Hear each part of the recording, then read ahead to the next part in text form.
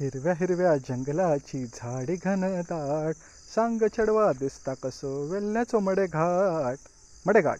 वेल्ल्या दिल्याच्या पश्चिमेला असणारा हा निसर्गरम्य परिसर. भात लावणी सुरू आहे, मुसळधार पाऊस देखील पडतोय, मोरांची केकराव देखील ऐकू येते आणि हे मळकट झालेले रस्ते आपल्याला लक्ष्मी धबधब्याकडे घेऊन जात आहेत.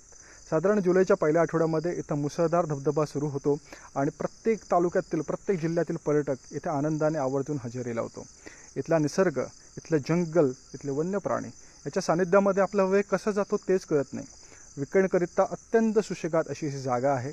एका दिवसामध्ये आपण हा ट्रेक पूर्ण करू शकतो आणि निसर्गाचा आनंद देखील घेऊ शकतो.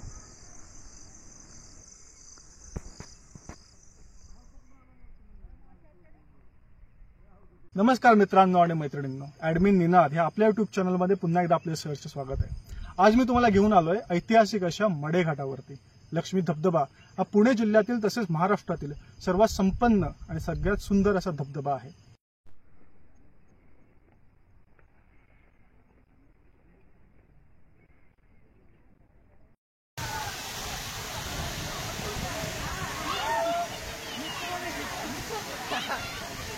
जुलैपासून सप्टेंबरपर्यंत 4 महिन्यांकरिता मडेघाट हा प्रवाहित असतो आणि पर्यटक पूर्ण महाराष्ट्रातून तसेच पुणे जिल्ह्यातून मडेघाटाचा आनंद घेण्यासाठी येत असतात.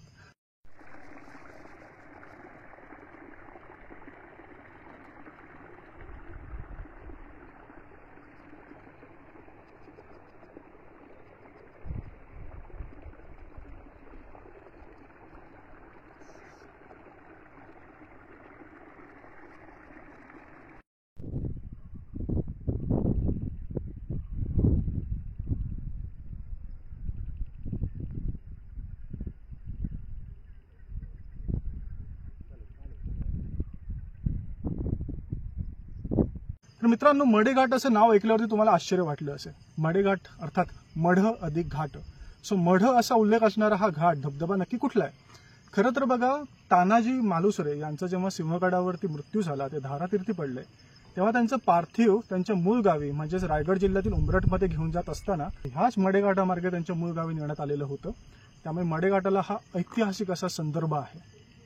आपण जरूर जुलै महिन्यामध्ये ते सप्टेंबर महिन्यापर्यंत मडेघाटाला जरूर भेट द्या आणि खूप असं निसर्गरम्य, नयनरम्य अशा परिसराला आपल्या डोळ्यामध्ये, आपल्या आठवणींमध्ये सामावून घ्या.